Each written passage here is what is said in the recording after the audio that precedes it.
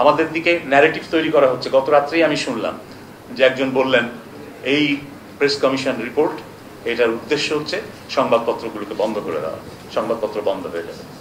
কারণ সংবাদপত্রের অর্থনৈতিক আর্থিক সামর্থ্য নেই। যে বেতনের স্কেল তারা প্রস্তাব করেছে এই বেতনের স্কেল মানতে গেলে সংবাদপত্র বন্ধ হয়ে যাবে, অসংখ্য সংবাদপত্র বন্ধ হয়ে যাবে, কারণ সংবাদপত্রগুলো ধুঁকছে। এখন এই বক্তব্যটা একেবারেই পুরোপুরি ওই যে গার্মেন্টস মালিকদের যে বক্তব্য একই রকম বক্তব্য, যে আপনি শ্রমিকের মজুরি দিলে, ন্যায্য মজুরি দিলে আপনার প্রতিষ্ঠান টিকবে না। আপনি ন্যায্য মজুরি দিতে না পারলে প্রতিষ্ঠান করেন কেন? আপনি কি আগাছাকে বিস্তৃত হতে দেবেন, না ভালো ফুলের গাছকে পরিচর্যা করে সেখানে ফুল ফুটতে দেবেন?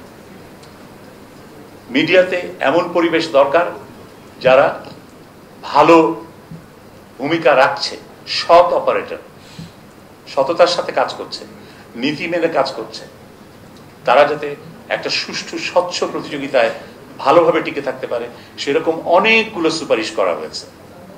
আমরা সংবাদপত্রের থেকে কর্পোরেট ট্যাক্স তুলে নিতে বলেছি, আমরা নিউজ প্রিন্টের উপর থেকে ইম্পোর্ট ডিউটি তুলে নিতে বলেছি, আমরা advance income tax, advance tax তুলে নিতে বলেছি, যাতে সংবাদপত্রগুলো আর্থিকভাবে তারা সামর্থ্য ফিরে পায়। কিন্তু আপনি সেটা দেখলেন না, শুধু সাংবাদিকদের বেতনের কথা বলা হয়েছে, অতএব সংবাদপত্র বন্ধ হয়ে যাবে। এই রিপোর্ট সংবাদপত্র বন্ধ করে দেওয়ার জন্য দেওয়া হয়েছে। এই হচ্ছে, এটাও তো এক ধরনের মিস ইনফরমেশন। এই যে একটা ন্যারেটিভ আপনি তৈরি করে ছেড়ে দিলেন বাজারে। আমাদেরকে সব ক্ষেত্রেই আসলে কনটেক্সটটা জানতে হবে, কনটেক্সটটাকে আত্মস্থ করতে হবে এবং খণ্ডিত তথ্য ব্যবহারের ব্যাপারে সতর্ক থাকতে হবে।